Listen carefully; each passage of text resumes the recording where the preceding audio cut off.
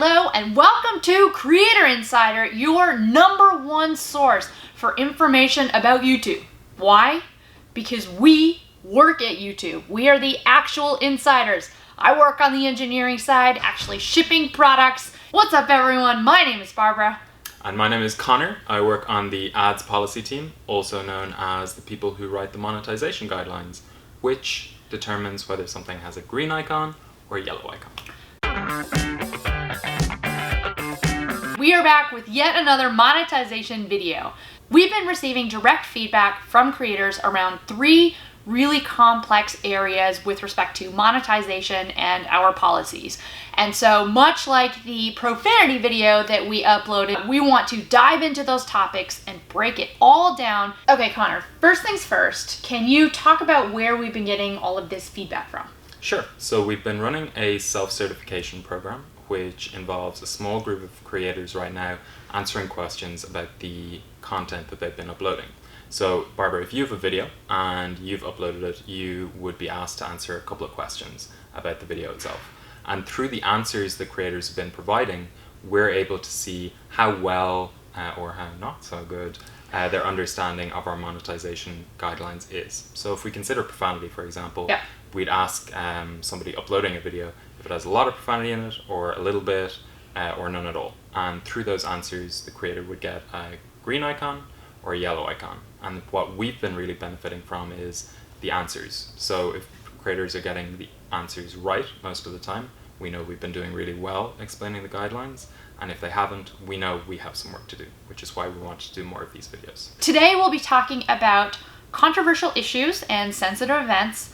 We'll give a brief update on profanity with some more tidbits for you, and Nerf Guns and video games. Let's start with controversial social issues and sensitive events. So, a sensitive event is something like a bombing or a shooting, something where there is a catastrophic loss of life and a really sad event. And what we do when one of those events happens is we look at news coverage, and we often look at the types of uploads that come in the minutes and hours afterwards as well. We harvest signals from those types of sources, and we make sure that anything that would focus exclusively on that event when it comes to the platform can't run an ad. Now, you mentioned something really interesting when talking about sensitive events. You mentioned when something happens, your team really springs into action. Can you talk about sensitive events from the past and how recency applies to whether ads can be served on content or not? Sure. So recency is a really important factor in our decisions. Advertisers are very, very sensitive to appearing on content that relates to something really sad, a really sad part of present events. However, if there is an event from, I don't know, a couple of decades ago that still remains sad, but is presented within the historical context, that's something that we will allow to monetize. Something that I see in comments is folks asking about this policy in particular. So they will say things like, hey, we're only discussing facts. We're not showing graphic images, we're not showing gore, we're just discussing the facts. Talk to me about that. So this is something that really bothers an awful lot of creators. They put an awful lot of time and energy into creating really, really good content. But some of the time they're going to touch on issues, like we said, like a controversial issue or a sensitive event that we just can't allow to run ads. That's because advertisers are sensitive, as I said. So one thing that we want to make really clear is that if you are just talking about the event, the facts of the event, when it happened, in a way that doesn't include any graphic imagery and doesn't include any bad language, for example, that's something that is still going to be demonetized because advertisers are that sensitive to coming up on that type of content. All right, that covers sensitive events and controversial social issues. Moving on to profanity, which, yes, is obviously a big, hairy, complex topic.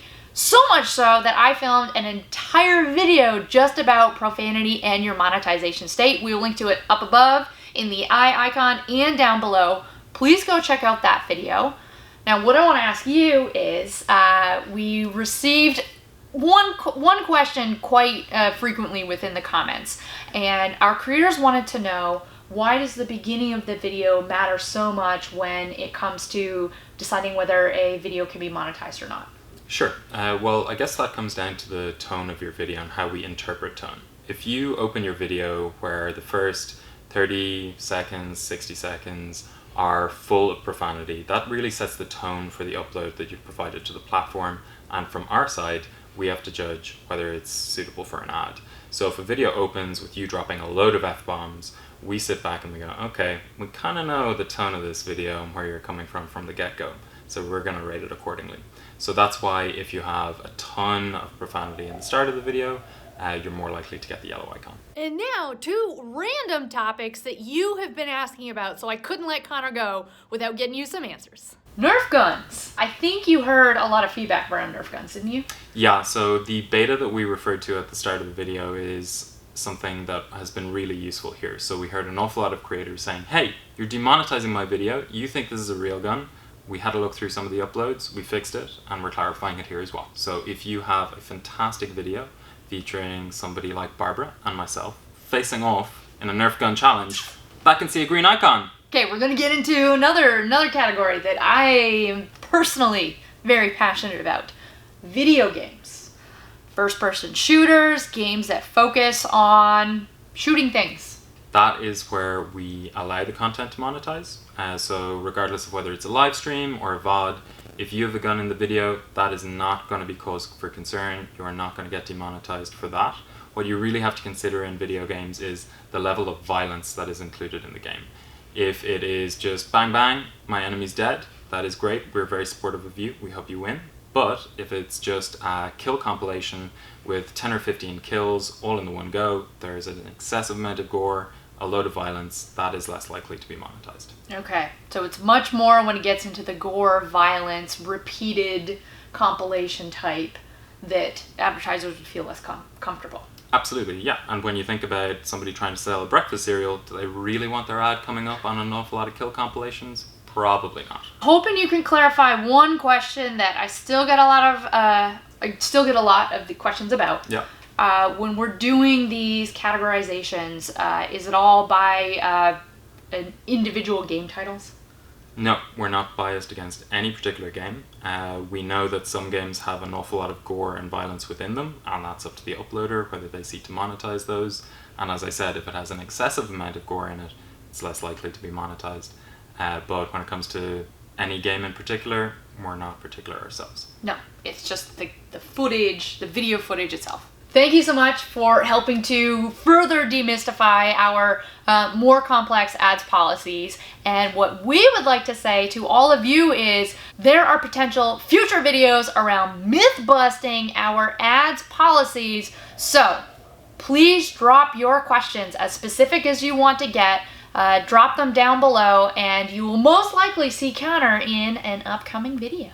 Thanks for having me. Thank you for coming. If you guys like this video, hit that like button and please do subscribe because we are the best source for getting all of the inside information about YouTube from the people who work there. That's a great sign off.